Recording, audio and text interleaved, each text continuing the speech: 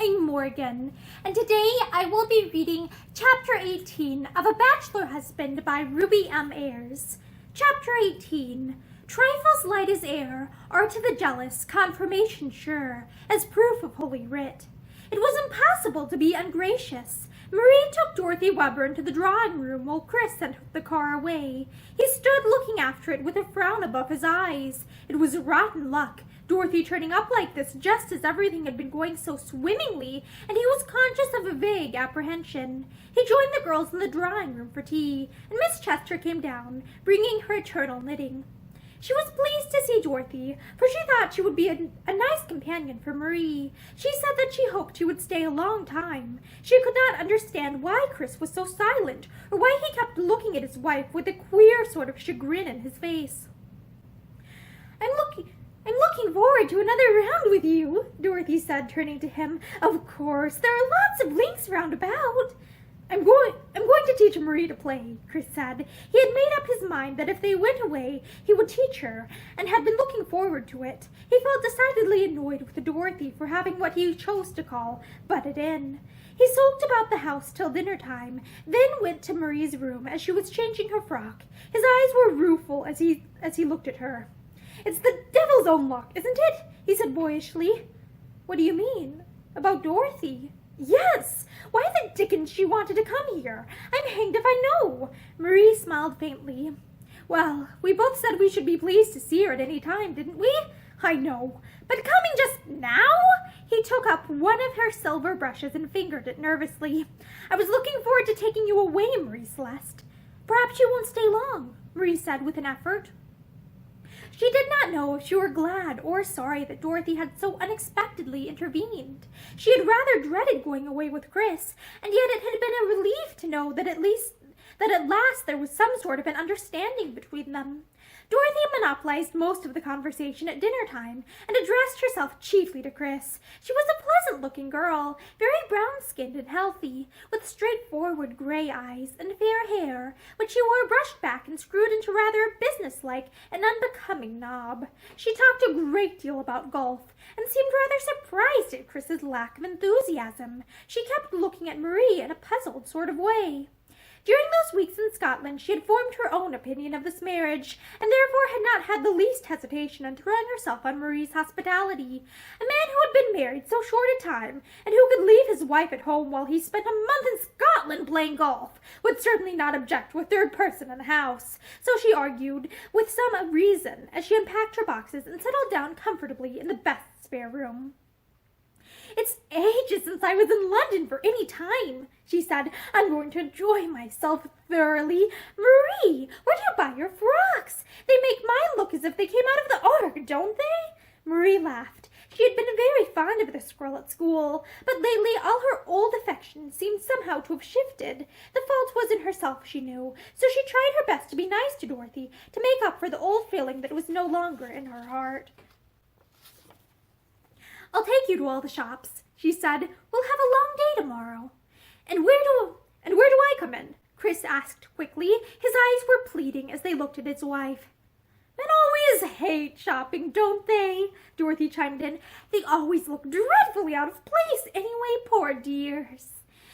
Well, I'll be the happy exception to prove the rule, Chris declared, and he kept his word. He trudged around the West End with his wife and Dorothy the following morning, and did his best not to appear bored. He took them to lunch at the Savoy, and escorted them to more shops afterwards. I think you've got a model husband, Dorothy said when at last they drove home. I never would have believed he was capable of it when we were up in Scotland. It only shows how one can be deceived. But Chris gave a deep sigh of relief when they reached home. He went off to the dining room and mixed himself a strong whiskey. He felt irritable, though he tried manfully to suppress his irritation. What a waste of time it all was, he thought, trudging around on hot pavements, in and out of stuffy, uninteresting shops, when one might be out in the country or upon the Scotch moors. For 3 days he did his duty nobly. He was always into meals. He took Marie and Dorothy to a matinee and to dinner at the Carlton. We ought to have had another man to make a fourth, he said to his wife afterwards. I'll ask Feathers to come tomorrow. He did ask him, and Feathers refused. He had an appointment, he said, and would come another day. "What about Italy?" Chris inquired over the phone, and Feathers said that he expected to go in about 10 days' time. Chris told Marie, "We ought to ask him round before he goes," he said. "You ride and ask him to dinner, Marie Celeste." She wanted to refuse, but did not like to. "Very well." She was looking pale and tired, and Chris's eyes watched her anxiously. After a moment, he asked, "How long is Miss Weber going to stay?" "I don't know. I can't very well ask her to go, can I?" Chris mooned round the room. "I wish she'd go," he said inhospitably. Marie smiled. "I'm afraid you've had rather a dull week," she admitted. "Why don't you go for a day's golf tomorrow? Take Dorothy. She would love it, I know." "I'll go if you come." "Nonsense! You know how tired I got when we went before. I shall be quite all right at home, and I do hate to know you were tied to the house all day." He looked hurt, and she hastened to add kindly, "It's been very good of you, Chris, and I do thank you." He laid his hand on her shoulder. "If you're pleased, that's all I care about," he said. To Marie's surprise, Feathers rang up and accepted her invitation. She answered the phone herself, and the sound of his voice set her pulses racing and the hot blood rushing to her cheeks. "Do I have to get into war paint?" he asked, and she laughed as she said that he could please himself. Why haven't you been to see us before?" she questioned. "Because I knew you had company, and I haven't any company manners. It's only Dorothy Weber. You met her in Scotland." "Yes." There was a little pause, and before she could think of anything else to say, he said, "Well, I shall see you this evening, then." "Yes." Marie sighed as she hung up the receiver. She wished he had refused to come, and yet she was longing to see him. She felt painfully nervous as the evening drew nearer. Chris had driven out into the country with Dorothy to play golf, and for the first time for a week Marie found herself with a little breathing space. Chris's attentions had been rather overwhelming. He had done his best, she knew, and was grateful to him for it, but he left her rather breathless. She could never lose sight of the fact that his affections were forced, and wondered how much longer he would be able to keep up the farce. She never gave herself a moment in which to think. She never looked forward, but lived in the present only. Chris had said he should be home at 6, but at 7 o'clock, when Feathers was announced, he had not returned. Marie went down to the drawing-room with a trembling heart. She had hoped that her husband would have been home before Feathers came. She knew that her face was white as she crossed the room to him, and that her voice was unsteady as she said, "Chris hasn't got back yet. I am so sorry. He promised to be in at 6. I am afraid something has gone wrong with the car." "It's not very late," Feathers said kindly. "I think I am rather before my time. He's sure to be in directly." Marie walked over to the window and looked into the street. The September evening was closing in rapidly, with rather depressing grayness. "I hope nothing has happened to them," she said faintly. She was not at all anxious, really, but she felt that she must gain time to recover her composure before she could talk to Feathers. He watched her across the room with sad eyes. He had not seen her since that day on the golf links, and he took in every detail of her graceful little figure hungrily. She was wearing a white frock of some gauzy material, cut rather low, and her soft brown hair curled into little ringlets like a child's on the white nape of her neck. Was she any happier? He wondered. He knew that Chris had been about with her a great deal during the past week, and he hoped with all his heart that things were improving between them. He longed to ask her, but was afraid. He knew that the only safe thing for them was to keep to ordinary topics of conversation. Marie dropped the curtain presently and came back to him. "What have you been doing with yourself?" He shrugged his shoulders. "Oh, nothing in particular. Yesterday I played golf with young Atkins. He asked after you." "Did he?" Her eyes brightened. "I wish I could see him again." "He tells me he is going to America shortly. He has been in his father's office, you know, but they don't get on, and so I think it's very wise of him to clear out." "And you are going to Italy?" Marie said constrainedly. "Chris suggested that we should go, too, but I don't think I care to. It's the wrong time of year to see Italy to advantage." "Yes, I know." She looked at him wistfully. So strong. Such a man. Longing to know the perfect happiness of his love crept into her heart. There would be no half measures with him, she knew. No pretenses. He would give all or nothing. In spite of what he had said, Feathers had struggled into evening clothes. They did not fit him particularly well, but they seemed to magnify the squareness and strength of his build. Though he was not so tall as Chris, he always looked taller, and, despite his ugly features, there was something very noble in the rough outline of his head and shaggy hair. "Where are they playing today?" he asked, breaking a silence that was beginning to get unbearable, and Marie said, "Where we went before. The place where Mrs. Harriet is staying." "Oh." There was something dry in the little monosyllable that made her say impulsively, "I suggested it. Chris has been so unselfish lately, taking us about all over the place. I thought he deserved a holiday. He likes playing with Dorothy, you know." "Yes." There was the sound of a car driving up outside, and Feathers said, with obvious relief, "Here they are, I expect." Chris came into the room a moment later. He looked at his wife anxiously. I'm sorry, Marie Celeste," he said. "The wretched car broke down, and it took me half an hour to get it right. I hope you haven't been anxious about us. How are you, old chap?" The two men shook hands. "Where's Dorothy?" Marie asked, and Chris looked away from her as he said, "I believe she went straight upstairs to dress." "I'll go and tell her not to hurry." Marie ran up to her friend's room, glad to get away for a moment. She knocked at the door, and getting no answer, turned the handle and went in. Dorothy was standing in the middle of the room, her hands over her face. She had made no attempt to change her frock, and she still wore her coat and the jaunty velvet cap with the jay's wing at the side in which she had started out that morning. Marie gave a little stifled cry. "Dorothy! Oh, what is the matter?" Dorothy started violently. She dabbed her eyes hurriedly with her handkerchief and tried to laugh. "Nothing. Don't look so scared. I'm only rather worried." She turned away to hide her face. "I've had a letter with rather bad news. No, I can't tell you now. It's nothing. Please go down, and I'll be ready in a minute. I'm so sorry we're late, Marie. The silly car went wrong." "I know. Chris told me. Dorothy, are you sure there is nothing the matter? Nothing I can do for you?" "Quite sure. Run downstairs, there's a dear. I won't be a minute." She almost turned Marie out of the room. Chris was coming upstairs as she crossed the landing, and he stopped, looking at her in quick concern. "Anything the matter, Marie Celeste?" "No, only, Chris, Dorothy is crying so. She won't tell me what is the matter. She says she's had bad news in a letter." He went to his room abruptly. "It's probably nothing. I shouldn't worry." His voice sounded rather strange and unnatural, and Marie was puzzled as she went slowly downstairs. The postman had just been, and one of the servants was sorting the letters at the hall table. Marie went up to her. "Grayson, were there any letters for Miss Weber by the afternoon post?" "No, ma'am, none. Only two for Miss Chester." Marie's brown eyes dilated. "There has only been the one post since the early morning, hasn't there?" she asked. "Yes, ma'am." "Thank you." She went on to the drawing room with a little feeling of apprehension. Dorothy had lied to her, then. Why?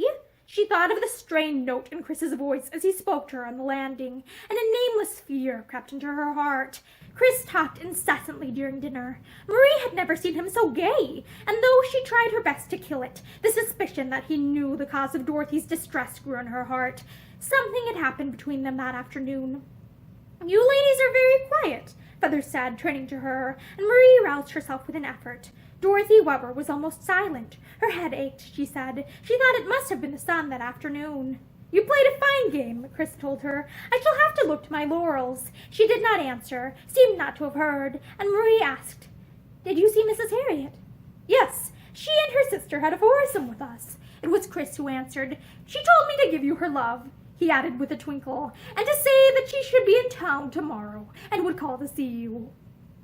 It was in the tip of Marie's tongue to say that she would not be in, but she checked her words. After all, Mrs. Harriet did not matter to her. She was no longer actively jealous. The dinner was hardly a success. "What's the matter with everyone?" Dorothy asked impatiently as she and Marie followed Miss Chester to the drawing room. "Didn't you think we were all very dull?" she appealed to the old lady. "I really didn't notice, my dear," Miss Chester answered complacently.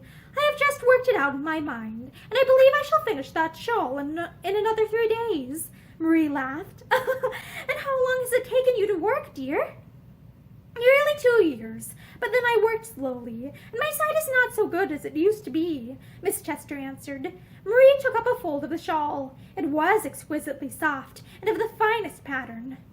It would make a lovely shawl for a baby, she said, and then flushed, meeting her aunt's eyes. She got up and went over to the piano, and began turning over some music. She knew the thought that had been in Miss Chester's mind, and her heart ached. Young as she was herself, Marie loved children, and one very tender dream had gone crashing to earth with the ruins when her castle fell. Dorothy had flung herself into an armchair, her arms folded behind her head, her eyes fixed moodily on the ceiling. There was a softened, chastened look about her this evening. The masculinity which was usually her chief characteristic seemed to have gone, leaving in its place something of greater attraction. "Play something, Marie," she said suddenly, but Marie shook her head. "I don't feel in the mood for music." She dragged up a stool and sat down at Miss Chester's feet. Across the hall she could hear Feathers' voice and Chris's laugh, and she listened to both with a queer feeling of unreality. "What an ugly man Mr. Dacres is," Dorothy said suddenly. "I don't think I ever saw anyone so ugly before." The color rushed to Marie's face.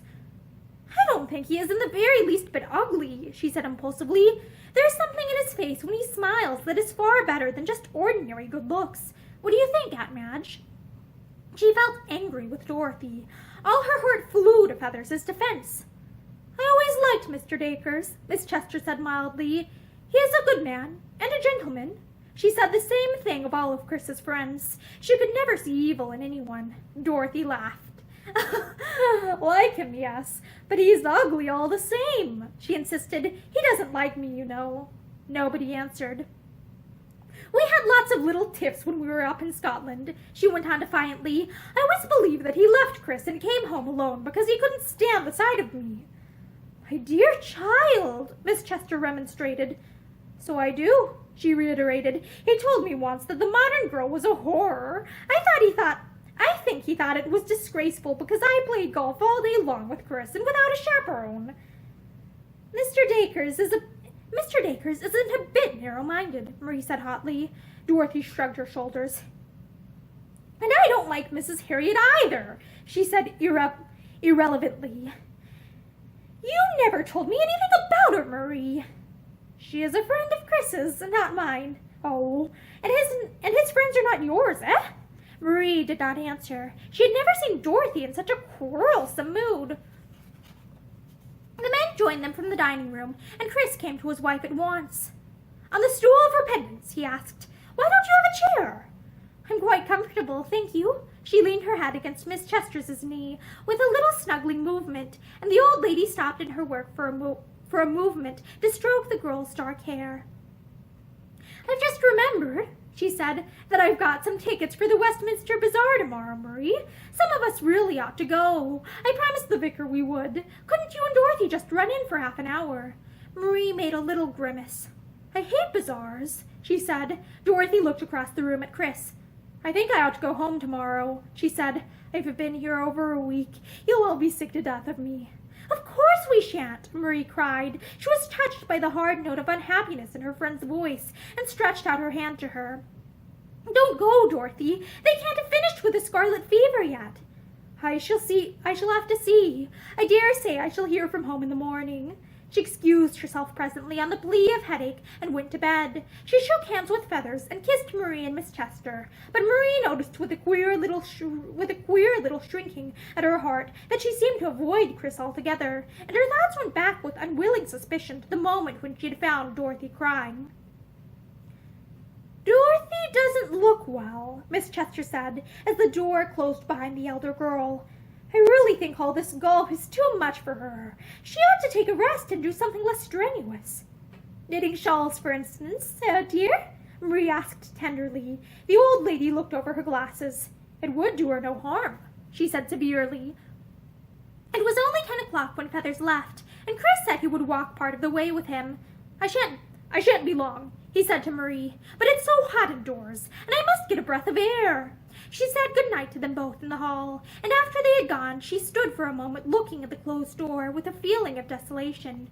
She had counted so much on this evening, and on seeing feathers, and now he had gone, and nothing had happened, nothing been said. She did not know what she had expected to happen, or what she had hoped he would say, but she was conscious of bitter disappointment as she went up to bed. It seemed as if she must have dreamed about those moments on Sunday when he had let her know that he loved her, that they could never have... It seemed as if she must have dreamed about those moments on Sunday when he had let her know that he loved her, that they could never have been real, and in her heart she knew that she was not satisfied. She wanted more than the little he had given. She heard Chris come in just after she had gone to bed, and her heart thudded nervously as his step crossed the landing and stopped outside her door. But he went on again, and presently silence fell on the house, and Marie fell asleep to dream the old terrible dream that she once more was drowning, that she was sinking down into bottomless depths of clear green water, and she woke, shivering and fighting for breath. Her face and the palms of her hands were wet with perspiration. She sat up in bed and turned on the light. Only a dream. She looked around the room with thankful eyes, and yet it would have been such a simple answer to all her troubles if feathers had only let her drown that summer's morning. And then there is a page break, and it says, "If you two are going to the bazaar this afternoon," Chris said at lunch next day, "I'll go and look Feathers up. He asked me last night if I would, but I didn't promise." He looked at Marie. "I'll come with you if you like," he said quickly. She laughed. "Of course not. We shan't stay long, shall we, Dorothy?" "We won't go at all if you'd rather not," Dorothy said. "But I promised the vicar." Miss Chester broke in distress. "I think you really must go, my dears." "Of course we will," Marie said. If there's a fortune teller, we'll have our palms read. Shall we, Dorothy?" The elder girl shrugged her shoulders. "You don't believe in that rubbish, surely?" "I think it's fun," Marie answered. She was childishly pleased when, during the afternoon, they found a palmist's tent in a corner of the big hall where the bazaar was being held. Do let's go in," she urged on Dorothy. "Of course, we shan't believe it, but it will be fun." She lifted the flap of the tent, and Dorothy reluctantly followed her. A woman sat at a small round table in the half-light of the tent. She was not at all like the usual fortune-teller, and she was dressed plainly in a white frock, instead of in the usual gaudy trappings which such people affect. She was small and dark, with rather a plaintive face and large eyes, and Marie was struck by the extreme slenderness and whiteness of her hands as they rested on a little velvet cushion on the table before her. "We want to have our palms read," Marie said. She was conscious of an eerie feeling, and she looked back at the closed flap of the tent nervously. "Dorothy, you go first." "I don't believe in it," Dorothy said heartily, but she sat down at the table and laid her hands, palms upwards, on the cushion. The palmist spoke then, for the first time, to Marie. "If you will kindly wait outside, mademoiselle," she said. She spoke with a slightly foreign accent, but her voice was soft and musical. Marie went reluctantly. She would like to have heard what Dorothy was told. It was only a few minutes before Dorothy was out again, her face flushed and her eyes bright as if with unshed tears. "It's all rubbish," she said harshly when Marie eagerly questioned her. "As if anybody believes in it! Are you going in? Very well, be quick. I'll tell you afterwards what she said to me." Marie went back into the tent. She had taken off her gloves and slipped her wedding ring into her pocket. The palmist had addressed her as mademoiselle, and she was curious to know if she would still believe her to be unmarried when she had examined her hands. She laid them palm upwards on the velvet cushion, and the woman opposite took them in her soft clasp, soothing the palms with her forefingers and peering into the little lines and creases for a moment without speaking. Marie watched her curiously. Her first nervousness had lost itself in interest. She almost started when, quite suddenly, the woman began to speak in a low, clear voice. "You are very young, but you are already a wife. You have married a man whom you love devotedly, but he is blind. And because he is blind, he has let your love waver from him to the keeping of another. You are proud. You have wrapped your heart about with pride, until you have stifled its best affections, and persuaded yourself that you do not care." She ran her slender fingers along a faint line at the base of Marie's fingers. "You started with dreams. Alas, so many dreams, and they have forsaken you one by one, but they will come back." And she raised her dark eyes suddenly to Marie's pale face. "A little patience, and they will come back. dreams no longer, but reality. You were meant to be a happy wife and mother, my little lady, but something has intervened. Something has fallen across your life like a big shadow, and for a little, the sunshine will be blotted out." She broke off, and for a moment there was a silence. Then she went on again, more slowly. "If you will allow your heart to govern your head, you can never go far astray. It is only now you are trying to stifle all that your heart would say, that the shadows deepen." She smoothed Marie's hands with her soft fingers. "You have money, much money," she said, "but your friends are few. You are shy, and you do not make friends easily. There has been one great moment of danger in your life. I cannot tell you what it was, but I can see the sea in your hand, and again in the future. I can see much water. It will come again in your life, and it carries on its bosom trouble and many tears, and—" She looked again into Marie's face. "You are trembling, mademoiselle," she said in her soft voice. Marie smiled faintly. I was nearly drowned once," she said. "I can never forget it." She drew her hand away. I don't think I want to hear any more," she said. She paid double the fee and went to join Dorothy. "Well?" Dorothy questioned heartily. Marie shivered. It was rather eerie," she said, "but I don't believe in it. Shall we go home?" "What did she say to you?" Dorothy asked as they drove away together. She told me that I had had one disappointment in my life which I should never get over." She laughed. "She was right, too. Not that I believe in fortune-telling." Marie hardly listened. She was thinking of the palmist's soft voice and the touch of her hands as she had said, "I can see the sea in your hand, and again, in the future I can see much water. It will come again in your life, and it carries on its bosom trouble and many tears." She was not superstitious. The words haunted her. Troubles and tears. Surely she had had enough of them. She wished she had not gone to the bazaar. She wished with all her heart that she had not gone to the palmist. "You started with dreams, alas, so many dreams, and they have forsaken you one by one. But they will come back. A little patience, and they will come back. Dreams no longer, but a reality." She sat up with a little determined laugh. "It's all rubbish. I don't believe a word of it," she told herself. She only said it because she thought it would please me. "We're just dying for some tea, Grayson," she told the maid who admitted them. "I hope you've got some for us." "Miss Chester's having tea now," the girl answered. "There's a lady with her in the drawing-room, a Mrs. Harriet." Marie stood still with a little shock. She had quite forgotten that Chris had said Mrs. Harriet would probably call. And that is the end of Chapter 18 of A Bachelor Husband by Ruby M. Ayres. Thank you for listening to this chapter with me, and I hope that you have a lovely day. Bye!